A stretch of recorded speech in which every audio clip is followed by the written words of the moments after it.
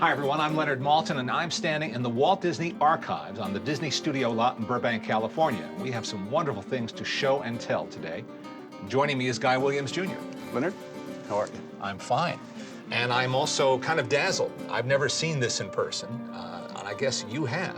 I used to wear it at home. Wow. A lot of kids wanted to be you. It was fun being me then. So let's take a look at this beauty. Now, I'm told it's all pretty much authentic, except this appendage to the sash was added for Zorro and Son, the short-lived 80s TV series. It's almost as I remembered it as a kid. And of course, in the 50s, they didn't have all the synthetics that they have today. So I Right. gathered that these were mostly woolens. Right. And couldn't have been terribly comfortable, especially shooting in warm weather and doing action scenes. Right. It got hot. Well, let's just explore how many different elements there are to this costume, okay? Well, let's start at the top. There's the hat, which was a Spanish-style hat. And they added a silver band. There was a silver band that went around the crown back. And then is this a leather... It's called a stampede strap, just to keep the hat from flying off while they're in the middle of a stampede. Ah, okay.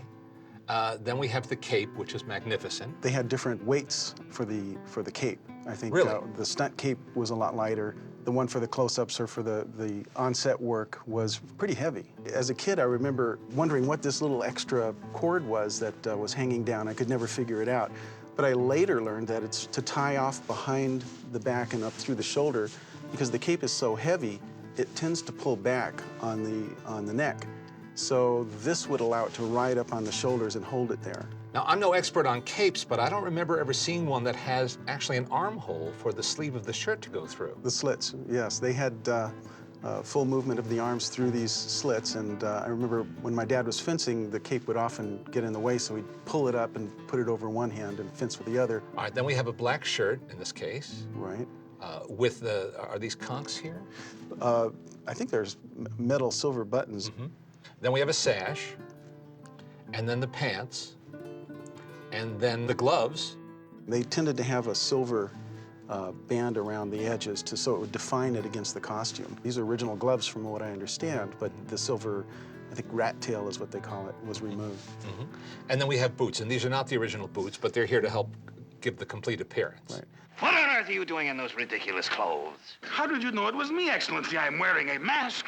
And then, of course, the mask. Now, this mask doesn't look exactly like the one I'm remembering. It doesn't. The eyes have been changed, and it's made the same way, but the eyes on the Disney Zorro mask were a little straighter across the top and came to a tight point up in the corner.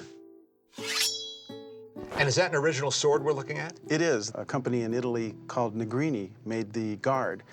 What it was noted for was the bevel on the guard itself, but you can't find these anymore. Some costumes only seem to come to life when an actor is wearing them. Of course, your father just embodied Zorro in so many ways.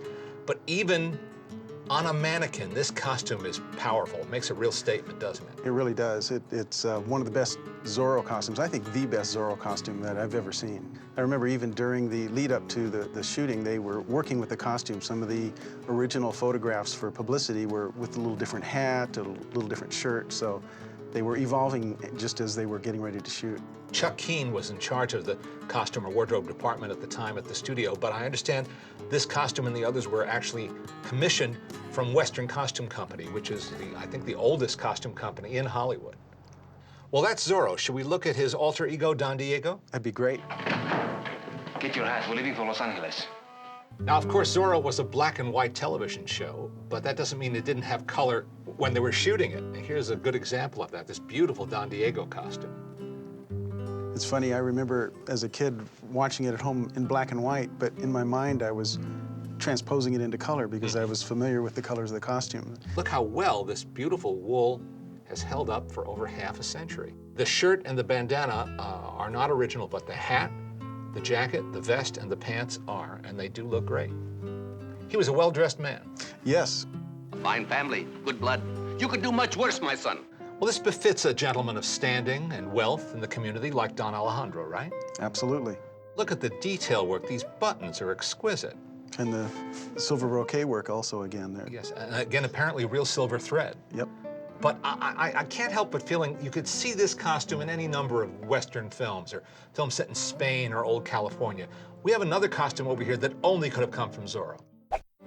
Well, you might say we've saved the best for last because this, to me, is the ultimate Zorro costume artifact. Of course, your father never made a Z quite this big on the show. This uniform was worn in the series by Captain Toledano, played by Peter Adams, but it was later altered with this giant Z for Zorro and Son. No, Leonard, I think I may have found something to top that one. Really? You remember Sergeant Garcia, right? Of course. I think I found the most famous, personally inflicted Z from the whole show. Now, these pants could only have belonged to Sergeant Garcia, especially as played by Henry Calvin. He was a man of ample girth. Well, there's no denying it. Sergeant Garcia's presence does carry weight. And I should say to all of you that these costumes, most of them were in the Disney costume inventory for years and years and years. And it wasn't that they were mishandled or mistreated, but they were just sort of sitting there. The good folks at the Disney Archive said, no, we have to pluck these out of inventory and put them on display, save them, restore them, and treat them as what they are, pieces of Disney history. That is an Italian blade, Don Diego. An excellent buy for 30 pesos. Our friends at the Walt Disney Archives have spread out a treasure trove of Zorro merchandise for us, but this is just a sampling, isn't it? Small sampling, yes. I think there were something like 500 licensed items. I think you're right. Well, let's see. Now, we could never reassemble all of that today, but they've done a pretty good job. Let's start over here with the Zorro mask and whip. Good Yep. for any occasion. And that actually, if I remember correctly, came with a little filament that goes in the end that actually made it crack. Oh, Like a neat. dental floss or something. Neat. And there's an approximation of Zorro's hat and a very small cape. And those are kind of cuffs, aren't they? The gauntlets. Gauntlets. Right. Very nice. Now, of course, every red-blooded kid had a lunchbox. Here are two different models for any taste. And there's the thermos that would go inside the lunchbox. Very nice. Which you could drop the first day out and it would break. And That's right. The thermoses didn't last They didn't quite as last long that as the long. lunchbox. The lunchboxes are kind of indestructible. That's right. Now, here's something I've never seen, a Zorro necktie. I would have thought this would be a bandana territory, but they call it a necktie. And what kind of gun would you call that? It's a replica of the flintlock that they used for the period. I don't know if it was technically accurate for the period, but that's what they used. And to make sure you understand that it represents Zorro, there's a decal to tell you so. Here's a less lethal looking gun. This shoots water, right? That appears to be what that is, yes. But were there 6 shooters on Zorro? I don't think so. I think that may have been a piece of merchandise left over from another, another production. Now here are not 1, not 2, but 3 different styles of Zorro wallet, all made from the finest quality vinyl. To fit your fashion of the day. That's right. And play sets, wonderful figures. Those are really, really fun. I like that. What better incentive could a kid have to drink his milk than to hold the handle shaped like a Z? That's really cool. Here we have rings, an entire store display of Zorro signet rings. Very, very nice. Now, do you ever remember trying out these Zorro roller skates? Well, everyone, I think, who was from my era will remember these skates because they had the metal wheels that had a particular sound on the sidewalks. And if you could hit it just right and get one of those wheels to stick, it just like nails on a blackboard. But a lot of memories with those skates. And some nice plastic cutout figures here. These are inventive, too. Puffy plastic, as we might call them. And a nice frame tray puzzle. That's a beautiful color That is shot, a good, isn't it? good picture. The other place you could see Zorro in color, of course, was on your Viewmaster. 3D. I don't know anybody who didn't have a Viewmaster kit back then, and there's a really nice display of the Zorro set.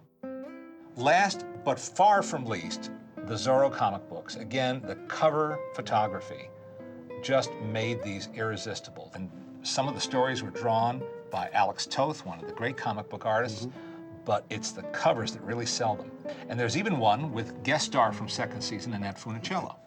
Who had a huge crush on my dad at the time.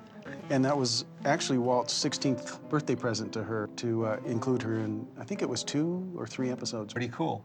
Do you have any recollections of particular toys or products that you cherish from that time? There were 2. There was the chalk tip sword, and there was a tent that was a canvas tent with a metal frame that you could put together and put out in the yard, and you could play like you were inside Zorro's secret lair, jump out with your sword. great. You even posed for a series of pictures with your dad to promote some of this merchandise. At Disney Studios, in fact, while my dad was changing into his costume, I went into Walt's office and he had this huge box of all of this stuff and more, and started pulling the things out while we were waiting, one by one, and we were going through them all. And we did a photo shoot displaying most of the items. And the next day, that big box showed up at the house on the front door. And so I had all of this stuff. It was great. I knew that was special back then even. I'm so glad we had a chance to look at this. I am too. Brings back a lot of memories. I know, but you have memories that we'll never match.